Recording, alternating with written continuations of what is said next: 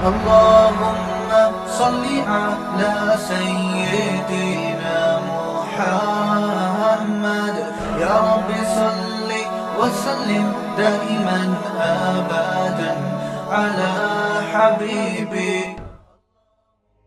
اس میں ایک بہت اہم صورت ہم نے پڑھی ہے سورہ عبس، عبس وتا ولا. اللہ تعالیٰ نے اس صورت میں ایک نابینا صحابی نبی صلی اللہ علیہ وسلم کی خدمت میں آئے تو آپ نے ان سے چہرہ پھیر لیا کہ بھئی یہ قوم کے بڑے سردار لوگ بیٹھے ہوئے ہیں، پہلے میں ان کو سمجھاؤں گا، یہ تو اپنے ہی آدمی ہیں. لیکن اللہ تعالیٰ کو یہ عمل پسند نہیں آیا. اللہ نے فرمایا اے نبی ان جاءہ الاعمی، آپ کے پاس ایک نابینا صحابی آئے، غریب تھے، مسکین تھے، آپ نے چہرے کو موڑا کیوں ان سے؟ اور اتنی سخت تنبیہ ہوئی نبی صلی اللہ علیہ وسلم کو کہ اللہ نے فرمایا ما من استغنا، جو مستغنی ہے، جو دین کی بات سننا نہیں چاہتے، انت لہو تصدی، آپ ان کی ہدایت کے پیاسے ہیں. یہ کافر بڑے بڑے سردار تو سننا نہیں چاہتے آپ کی بات، اور وہ مسکین صحابی سننا چاہتے ہیں. تو وَأَمَّا مَنِ اسْتَغْنَى وَمَا عَلَيْكَ أَلَّا يَزَّكَّى، پھر اللہ نے فرمایا کہ یہ جو نابینا آپ کے پاس آئے ہیں نا، یہ ہدایت چاہتے ہیں، ان سے منہ موڑیں گے تو آپ سے قیامت میں سوال ہوگا. اور جو ہدایت چاہتا نہیں ہے ان کو آپ، ان کے پیچھے آپ پڑے ہوئے ہیں، وہ اگر ہدایت یافتہ نہیں ہوئے تو آپ سے سوال نہیں ہوگا. وَمَا عَلَيْكَ أَلَّا يَزَّكَّى وَأَمَّا مَنْ جَاءَكَ يَسْعَىٰ، اور جو آپ کے پاس دوڑتا ہوا آ رہا ہے، وَهُوَ يَخْشَىٰ، اور اللہ سے ڈرتا بھی ہے، فَأَنْتَ عَنْهُ تَلَهَّىٰ، آپ اس کو سنجیدگی سے نہیں لے رہے. کَلَّا إِنَّهَا تَذْكِرَةٌ، کسی کو یہ خیال ہو کہ بھائی نہیں مالداروں کو تو پہ زیادہ محنت کی ضرورت ہے، چاہے وہ دین کی بات سننا نہ بھی چاہتے ہوں، اور غریبوں نے دین پہ آ بھی گئے تو کیا فائدہ ہے اس کا؟ غریب کے آنے سے کیا فائدہ ہے؟ نہ چندہ ملے گا، نہ افطار پارٹیاں کرائے گا غریب آدمی جب دین پہ آئے گا نا. دیکھو اس آیت کا حاصل یہ ہے کہ جس میں طلب ہو نا، جو سننا چاہتا ہو اس کا حق پہلے ہے، اور جس میں حق بات سننے کی طلب نہ ہو اس کا حق بعد میں ہے. ہمارے حضرت اس لیے فرمایا کرتے تھے کہ جن لوگوں نے اصلاحی تعلق قائم کیا ہوا ہے، جو دین کی بات سننا چاہتے ہیں، ہم ان کو چھوڑ کے دوسروں کے پاس نہیں جا سکتے. تو جو طلب والے لوگ ہیں، جو چاہتے ہیں سننا، ان پر محنت پہلے کی جائے گی، اور جو سننا ہی نہیں چاہتے ان پر محنت بعد میں کی جائے گی. تو اللہ تعالیٰ فرماتے ہیں، اب سوال یہ پیدا ہوتا ہے، اسلام کا ایک اللہ نے اصول اور مزاج بتا دیا، تو اب سوال پیدا ہوتا ہے اللہ یہ تو سارے غریب لوگ آ جائیں گے پھر دین کی طرف، ٹماٹر والے، آلو والے، پیاز والے، رکشے والے، جس کو بی سے بغیرت بھی کہا جاتا ہے اور کے سے مختلف قسم کی چیزیں کہا جاتا ہے، یہ غریب نہ مسجد میں چندہ دینے کے قابل ہے بھائی. تو یہ تو بڑا مسئلہ ہو جائے گا، اسلام کا کیا ہو جائے گا؟ نقصان ہو جائے گا. اور نبی کے دور میں تو نقصان اس لیے بھی ہو رہا تھا کہ مشرکین یہ کہہ رہے تھے ان غریبوں کو بھگاؤ یہاں سے، معاذ اللہ نقل کفر، ان کو نکالیں یہاں سے، یہ نکلیں گے تو ہم آئیں گے، ان غریبوں کے ساتھ ہم بیٹھ ہی نہیں سکتے. تو وہاں تو اور زیادہ نقصان ہو رہا تھا. اگر آپ ان غریبوں کو نکال دیتے تو بڑے بڑے قوم کے سردار آ کے بیٹھ جاتے. تو اب یہ جو سوال ہوتا ہے اس کا قرآن نے جواب دیا. قرآن جب کسی چیز کا مضبوطی سے رد کرتا ہے نا کسی نظریے پہ، تو اس کے لیے کلا کا لفظ استعمال کرتا ہے. اس کے لیے کیا لفظ استعمال کرتا ہے؟ کلا. ایک ہوتا ہے نا، آپ نے کوئی بات کی، میں نے کہا نہیں بھائی ایکچولی ایسا نہیں ہے، یہ آپ کو غلط فہمی ہوئی ہے. ایک رد کرنے کا یہ طریقہ ہوتا ہے. ایک طریقہ ہوتا ہے کلا، ایسی کی تیسی. آپ نے کہا بھائی یہ کام آپ نے مفتی صاحب کرنا ہے، مثلا دوسری شادی نہیں کرنی، جب میں نے پہلے کی ہوئی تھی اس وقت آپ نے کہا دوسری نہیں کرنی، تو میں کیا کہوں گا؟ کلا، ایسی کی تیرا باپ بھی کرے گا. یار خواتین پھر ناراض ہو جاتی ہیں، بیان میں بیٹھی ہوئی ہیں، نہیں کرنی پہ کلا، ٹھیک ہے نا. تو کلا کا مطلب کیا ہے؟ ہرگز نہیں. تو ایک سوال پیدا ہوا کہ یا اللہ تو اپنے حبیب کو یہ حکم دے رہا ہے کہ جو غریب بھاگتا ہوا آیا ہے اس کو آپ نے پہلے ٹائم دینا ہے اور ان نالائقوں کو بعد میں. تو یہ تو اسلام کا بڑا نقصان ہو جائے گا اس سے. یہ غریب لوگ جمع ہو جائیں گے جو نہ چندہ دے سکیں گے نہ جہاد میں. صحابہ کے دور میں بعض غریب ایسے بھی تھے، جب چندے کا اعلان ہوا تو سارا دن محنت مزدوری کر کے نا ایک رسی لے کر آئے وہ رسی, سارا دن محنت مزدوری کر کے. منافقین نے ان کا مذاق اڑایا کہ یہ اس رسی سے کیا جہاد ہو جائے گا. بھی غزوہ تبوک میں ایسا ہوا, تبوک میں بڑا مال اسباب چاہیے تھا. حضرت عثمان غنی, مغیرہ ابن شعبہ, یہ بڑے بڑے مالدار صحابے بہت کچھ دے رہے تھے, مالدار صحابہ تھے یہ. لیکن ایک غریب صحابی سارا دن ایک جمع کر کے نا خون پسینے سے کہ بھائی میرا بھی تبوک میں کوئی حصہ ہو جائے, وہ کیا لے کر آئے, ایک رسی, کہ شاید جہاد میں کسی کا اونٹ باندھنے کے کام آ جائے. تو منافقین نے نا آنکھوں سے طنز کرنا شروع کر دیے کہ اس کو دیکھو یہ غریب کیا لے کر آیا ہے, یہ سمجھ رہا ہے کہ پتہ نہیں اس رسی سے روم فتح ہو جائے گا, بھائی اس رسی سے دنیا کی بڑی بڑی طاقتیں کیا ہو جائیں گی. تو مذاق اڑایا. قرآن نے اس موقع پہ کسی کے خرچ کرنے کا تذکرہ نہیں کیا, حالانکہ مالدار صحابہ نے بہت کچھ دیا تھا. قرآن نے جو رسی والے صحابی ہیں نا صرف ان کا تذکرہ کیا اس موقع پر. الذین یلمزون المطوعین من المؤمنین فی الصدقات والذین لا یجدون الا جہدہم فیسخرون منہم. اللہ کہتے ہیں منافقین ایسے بدبخت ہیں کہ جو صدقہ کرنے والے غریب صحابی جو بیچارے سارا دن کی مشقت محنت سے اپنی تھوڑی سی جمع پونجی لا کے رکھ دیتے ہیں, ان کا مذاق اڑاتے ہیں. فیسخرون منہم سخر اللہ منہم, اللہ کہتے ہیں مذاق تو ہم ان منافقین کا اڑائیں گے, ہم ان کو عذاب دیں گے ان کے مذاق کا. ان کو پتہ چلے گا انہوں نے کتنا بڑا جرم کیا ہے کہ ایک غریب آدمی سارا دن محنت کر کے ایک رسی کا انتظام کر رہا ہے, اللہ کو اس کا صدقہ پسند آ رہا ہے, اور یہ کیا کر رہے ہیں, اس کا مذاق اڑا رہے ہیں. ان کو سزا ملے گی ابھی ان کے مذاق کی. تو اس موقع پہ اللہ نے اسپیشلی ان صحابی کا تذکرہ کیا. اس سے پتہ چلتا ہے بھائی اللہ کے ہاں کوانٹٹی نہیں ہے, کوالٹی دیکھی جاتی ہے. کیا ہو گیا بھائی, تو یہ جو ہم بھی ایسا کر رہے ہوتے ہیں نا, کوئی لا کے مسجد میں تھوڑا سا چندہ دے دیا کسی نے. بعض لوگوں کے مزاج بڑے خطرناک ہوتے ہیں, انہیں کوئی چھوٹا موٹا ہدیہ دے دے تو مائنڈ کر جاتے ہیں, وہ یار ہماری یہ اوقات ہے یار, ہمیں 5 روپے والی خوشبو تم نے ہدیہ دے دی. یہ بہت خطرناک جملہ ہے یہ. تو قرآن کیا کہتا ہے, اب سوال پیدا ہوتا ہے اس طرح اگر محنت ہوگی تو سارے غریب آ جائیں گے اسلام کی طرف, اسلام تو بدنام ہوگا, غریبوں کا مذہب کہلائے گا. کیا خیال ہے, یہی ہوگا نا, کیا کہلائے گا یہ, غریبوں کا مذہب. تو اللہ نے فرمایا کلا, ہرگز مجھے اس کی پرواہ نہیں ہے. انہا تذکرہ, یہ قرآن ایک نصیحت ہے. فمن شاء ذکر, جو چاہے اس نصیحت سے فائدہ اٹھائے. اس میں امیر اور غریب کا کوئی فرق نہیں ہوگا, جس نے آنا ہے آئے, نہیں آنا دفع ہو جائے یہاں سے. مطلب یہی ہے کہ ان غریبوں کی وجہ سے اگر مالدار لوگ کہیں گے یار ہم نہیں آ سکتے, اللہ کیا کہہ رہے ہیں, نہیں آنا دفع ہو جاؤ یہاں سے. فمن شاء ذکر فی صحف مکرمہ. اب سوال پیدا ہوتا ہے جب سارے غریب اس قرآن پر ایمان لائیں گے اور مالدار لوگ ایمان نہیں لے کر آئیں گے تو قرآن کی ویلیو بھی ڈاؤن ہونے کا خطرہ ہے. لوگ کہیں گے یہ غریبوں کی کتاب ہے. تو اللہ نے فرمایا کہ ہم نے اس کتاب کو جو عزت دی ہے وہ اتنی عزت دے دی ہے ہم نے کہ اس کے لیے امیر کا ایمان لانا ضروری نہیں ہے. فی صحف مکرمہ مرفوعات مطہرہ بایدی سفارہ کرام بررہ. آگے جو انسان میں تکبر ہے نا کہ مالدار آدمی غریبوں کی وجہ سے دین پہ آ نہیں رہا, اس تکبر کا اللہ نے جواب دیا قتل الانسان ما اکفرہ. یہ جو دولت مند تکبر کرتا ہے یہ برباد ہو جائے, کتنا بڑا ناشکر ہے. من ای شیء خلقہ, یہ دیکھتا نہیں ہے خدا نے تجھے کس پانی سے بنایا ہے, کتنے غلیظ گندے پانی سے. جسم سے نکلے تو غسل فرض, کپڑوں پہ لگے تو دھوئے بغیر نماز نہیں ہوتی, ایسی پلیت چیز سے بنا, اور بن کے اب لینڈ کروزر آ گئی تیرے پاس اور اب اچھی سواری آ گئی, کباب پراٹھے کھانے لگا تو اپنی اوقات بھول گیا. کہہ رہے یہ جو غریب لوگ بیٹھے ہوئے ان کے ساتھ نہیں بیٹھوں گا میں سمجھا پا رہا ہوں اپنی بات. یہ تکبر آج ہے یا نہیں ہے؟ اور تحریکوں میں بھی یہ تکبر ملے گا آپ کو. امیروں کے لیے الگ ہے, غریبوں کے لیے, طلب والوں کے لیے کی ویلیو نہیں ہے.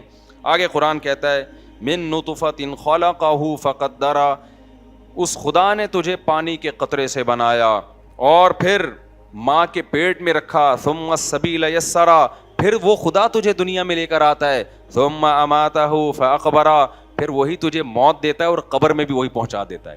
تو تیرے اوپر کنٹرول سارا خدا کا ہے اور تجھے رکشے والے کے ساتھ بیٹھتے ہوئے شرم آتی ہے. سمجھتے ہیں؟ ثم اذا شاء انشرا, پھر جب چاہوں گا میں تجھے دوبارہ اٹھا دوں گا. کلا لما یقضی ما امرا, اللہ کہتے ہیں انسان کو جو میں نے حکم دیا تھا اس نے میرے ان احکام کی بجا آوری نہیں کی. فَلْيَنظُرِ الْإِنسَانُ إِلَىٰ طَعَامِهِ, انسان کو چاہیے جب کھانا کھانے کے لیے بیٹھا کرے تو ذرا اس کھانے کی طرف دیکھا کرے. ہم کہتے ہیں اللہ ہم تو دیکھتے ہیں. دیکھو اس کا مطلب یہ نہیں کہ امیر آدمی غریبوں میں بیٹھے, غریب امیروں میں بیٹھے. انسان کو اپنے اسٹیٹس کے لوگوں سے مناسبت ہوتی ہے, دوستی انہی سے ہوتی ہے, تو اس میں کوئی حرج نہیں ہے. غریب کو برا سمجھنے میں کیا ہے؟ برا سمجھنے میں یہ تکبر ہے. دوستی تو انسان کو اپنے مالداروں کو مالداروں سے دوستی ہوتی ہے, غریبوں کو بلکہ غریب کو تو مالدار سے دوستی کرنی ہی نہیں چاہیے. خام خواہ میں احساس کمتری میں جائے گا نا جب وہ ہر وقت آئی فون کی باتیں کریں گے اور ہر وقت لینڈ کروزر کی باتیں کریں گے اور یہ اپنے رکشے کے دکھڑے لے کے بیٹھا ہوگا تو اور احساس کمتری میں جائے گا نا. یہ تو یہ مطلب نہیں ہے, مطلب یہ ہے کہ تکبر نہ کرے انسان. تو آگے قرآن کہتا ہے کہ کیا تم نے اپنے کھانے کی طرف نہیں دیکھا؟ ہم کہتے ہیں اللہ ہم نے تو بہت دفعہ دیکھا ہے, کل بھی دیکھا تھا پلاؤ کتنی مزے کی تھی, دیکھا تھا تو پھر کھایا, پھر چکھا, پھر مزہ آیا اور پلاؤ ختم ہی ہو گئی, مجھے ملی ہی نہیں, سب نے بڑی تعریف کی اس پلاؤ کی. آگے چلو, تو ہم تو دیکھتے ہیں نمک تیز ہے کم ہے, نا نا نا, اللہ کہتے ہیں انا صببنا الماء صبا, یہ جو آج نوالا تیرے حلق کے قریب جا رہا ہے یہ ایسا ہی نہیں بنا, اس کے پیچھے بڑی محنتیں ہوئی ہیں. تو کہہ رہا ہے میں نے دولت سے یہ کوفتے خریدے ہیں, میں نے دولت سے یہ بریانی خریدی ہے, نا نا, اس کے پیچھے بڑی محنتیں ہوئی ہیں. انا صببنا الماء صبا, پہلے ہم نے آسمانوں سے پانی بہایا ہے, برسایا نہیں ہے, بہایا ہے. اتنا برسایا کہ بہنا کہتے ہیں اس کو, چھڑکاؤ نہیں کیا بارشوں کا, بے تحاشا پانی برسا ہے. ثم شققنا الارض شقا, پھر ہم نے زمین کے سینے کو پھاڑا ہے. سخت سخت زمینوں کو معمولی معمولی بیجوں نے, معمولی معمولی کومپلوں نے ان سخت ترین زمینوں کے سینوں کو چیرا ہے. فَأَنبَتْنَا فِيهَا حَبًّا, پھر ہم نے اس زمین میں دانے اگائے, وَعِنَبًا وَقَضْبًا, انگور اگائے, ترکاریاں اگائیں, وَزَيْتُونًا, زیتون اگایا, وَنَخْلًا, کھجور اگائے, وَحَدَائِقَ غُلْبًا, گھنے گھنے باغات اگائے. یہ پورا ایک پروسیس ہوا اس کے پیچھے. وَفَاكِهَةً وَأَبًّا مَتَاعًا لَكُمْ وَلِأَنْعَامِكُمْ, اور بہت طرح کے پھل پیدا کیے اور جانوروں کے لیے چارہ پیدا کیا, تمہارے لیے اور تمہارے جانوروں کے لیے. ان جانوروں نے کھایا تو گوشت بنا. یہ جو بوٹی تم کھا رہے ہو نا یہ اس پروسیس سے گزر کے آئی ہے, اور یہ جو روٹی تم کھا رہے ہو اس پروسیس سے گزر کے آئی ہے. کہیں بھی اس پروسیس کو بریک لگ گیا تو یہ پلاؤ اور بریانیاں اور نہاریوں کے مزے ختم. اس پورے پروسیس میں انسان کی محنت کا بہت زیادہ دخل نہیں ہے, یہ اللہ کے کام ہے.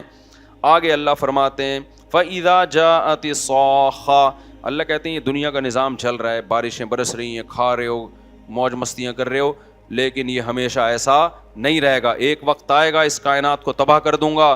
پھر کیا ہوگا؟ ابھی تو یہ ہوتا ہے کہ کھانے کی پلیٹ پر بیٹھے ہیں, یار مفتی صاحب کدھر ہیں, یار اعتکاف والے یہی کہہ رہے ہوتے ہیں, مفتی صاحب کدھر شارٹ ہو گئے, یار نعیم بھائی کو بلاؤ, رفیع بھائی کدھر غائب ہو گئے, یار وہ اکرم بھائی کو بلاؤ, یار وہ اعتکاف میں فلاں کو بلاؤ, یار میرا بچہ گھوم رہا ہے اس کو بھی بلاؤ, چلو آج وہ بھی اچھا کھا لے. ایک آدمی کسی کے یہاں مہمان گیا نا تو میزبان نے کہا کھا لیں, اس نے کہا نہیں کہنا کبھی اچھا بھی کھا لیا کرو یار, کھا لو آج. بعض لوگ نا مہمان کی بڑی بے عزتی کرتے, کبھی اچھا بھی کھا لیا کرو, آ جاؤ کھا لو. تو اللہ کہتے ہیں ابھی تو سب مل جل کے کوشش کر رہے ہوتے ہیں کھانے کی, کھانے کے دسترخوان پہ بلا رہے ہوتے ہو. ابھی تو ایگزامینیشن ہال ہے, کھانے پینے کا ٹائم ہے, حساب کا ٹائم نہیں ہے. لیکن یہ جو کھا رہے ہو نا, جب اس کے حساب کا ٹائم آئے گا پھر ایک دوسرے کو بلا نہیں رہے ہوگے بلکہ ایک دوسرے سے بھاگ رہے ہوگے. اس کی مثال ایسے جیسے 4 آدمی ہوٹل پہ کھانا کھانے کے لیے چلے گئے. 4 بندے کہاں چلے گئے؟ ہوٹل. بہترین کھانا کھایا, بہت مہنگا. جب بھی ہوٹل والا کہہ رہا ہے یہ آپ کا کون ہے, یہ میرا ماموں ہے, یہ میرا بھائی ہے, یہ میرا داماد ہے, یہ میرا بہنوں, یہ جو بھی ہے رشتے ہیں بڑے کلوز.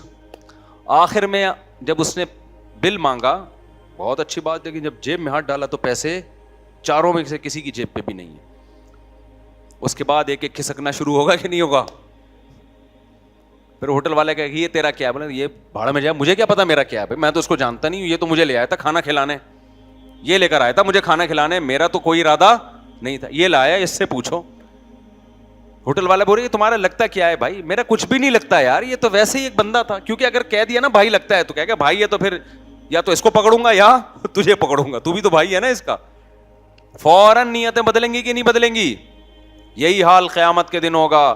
اللہ کہتے ہیں اس وقت ایسا نہیں ہوگا کہ اس کو ابھی تو کھانے کا ٹائم ہے تو اس کو بھی بلاؤ, اس کو بھی بلاؤ, اس کو بھی بلاؤ. جب حساب دینے کا ٹائم آئے گا نا, پھر اللہ کہیں گے اس کو پکڑ, میرا اس سے کوئی تعلق نہیں ہے. یوم یفر المرء من اخیہ, اللہ کہتے ہیں اس دن اپنے بھائی سے بھاگے گا انسان, وامہ وابیہ, اپنی ماں سے بھی دور بھاگے گا, اپنے باپ سے بھی دور بھاگے گا, وصاحبتہ, اپنے ساتھ رہنے والی بیوی سے بھی دور بھاگے گا. اس سے پتہ چلتا ہے کہ بیوی دنیا میں کہاں رہتی ہے؟ ساتھ رہتی ہے, اس کو ساتھ ہی رکھنا چاہیے. وہ آگے کہا کہ وبنیہ, اپنے بیٹوں سے, لکل امرئ منہم یومئذ شأن یغنی, اے اللہ اتنے قریبی رشتوں سے ہم دور کیوں ہو جائیں گے؟ اللہ نے کہا ایسی حالت ہر شخص کی ہوگی جو اسے دوسرے سے بے پرواہ کر دے گی. اتنی سخت تکلیف میں ہوگا انسان, اتنی ٹینشن میں ہوگا کہ نفسی نفسی, بس مجھے میری فکر ہے. قرآن میں نا بڑے سخت الفاظ ہیں میدان حشر کے لیے. یجعل الولدان شیبا, اللہ کہتے ہیں وہ ایسا دن ہے جس کی سختی بچوں کو بوڑھا کر دے گی. ایسا سخت دن آنے والا ہے حساب و کتاب کا. آگے اللہ فرماتے ہیں وجوہ یومئذ مسفرہ, لیکن کچھ چہرے ایسے ہوں گے اس دن روشن ہوں گے. ضاحکۃ مستبشرہ, ہنس رہے ہوں گے, ان کے چہروں سے خوشی کے آثار ٹپک رہے ہوں گے. ووجوہ یومئذ علیہا غبرہ ترہقھا قطرہ, بہت سے چہروں پر سیاہی ہوگی, ذلت ہوگی. اولئک ھم الکفرۃ الفجرہ, یہ وہ لوگ تھے جنہوں نے کھایا ہمارا مگر ہماری مانے نہیں. ان کے چہروں پہ سیاہی ہوگی. قرآن میں یہ بھی ہے, جیسے سورہ واقعہ میں ہے نا, خافضۃ الرافعہ, بہت سے لوگ دنیا میں ذلیل سمجھے جاتے ہیں, آخرت میں کیا ہوں گے؟ بہت عزت دار. بہت سے یہاں بڑے عزت دار سمجھے جاتے ہیں, آخرت میں کیا ہوں گے؟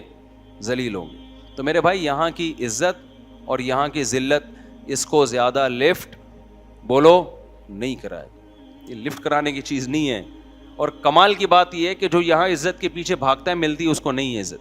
جو بہت سے عزت دار لوگوں کو سمجھتے ہیں نا بڑی عزت مل گئی ان کو, بھائی یہ صرف پروٹوکول ملنا الگ چیز ہوتی ہے, عزت ملنا الگ چیز ہوتی ہے. پروٹوکول الگ چیز ہے. پروٹوکول تو انسان مجبوری میں دے رہا ہوتا ہے, دل میں نفرت ہوتی ہے, بڑا ہی نالائق آدمی ہے, لیکن پروٹوکول ہے. بھائی میں پروٹوکول آفیسر ہوں تو مجھے تو حضرت صاحب کو پروٹوکول دینا ہے. ایئرپورٹ پہ نا ایک پروٹوکول آفیسر ہوتا ہے نا, تو بعض دفعہ وہ ایسے کو بھی پروٹوکول دے رہا ہوتا ہے جو اس سے قرضہ لے کے بھاگا ہوا ہوتا ہے, جس کو وہ تلاش کر رہا ہوتا ہے کہ کہیں ملے تو میں اس کو چھوڑوں گا نہیں, لیکن ڈیوٹی ہے تو اس کو بھی پروٹوکول, اور کہہ رہا ہوتا ہے بیٹا تو واپس آ ذرا, تنہا اکیلے میں کبھی چھاؤں میں مل تو میں دیکھ تیرے ساتھ کیا کرتا ہوں. تو میرے بھائی اصل عزت کہاں کی ہے؟ آخرت کی عزت ہے. ذلت بھی کہاں کی ہے؟ آخرت کی. اس سے اللہ کی پناہ مانگا کرو, ایک دعا مانگا کرو لازمی, اللہم انی اعوذ بک من خزی الدنیا والآخرہ, اے اللہ میں تیری پناہ مانگتا ہوں دنیا کی ذلت سے بھی اور آخرت کی ذلت سے بھی. مفتی طارق مسعود صاحب کے بیانات سننے کے لیے youtube.com/مفتی طارق مسعود کو سبسکرائب کریں, اور اگر آپ لائیو ویڈیو کو کبھی بھی مس نہیں کرنا چاہتے ہیں تو سبسکرائب کرنے کے بعد بیل آئیکن پہ کلک کرنا مت بھولیں. جزاک اللہ.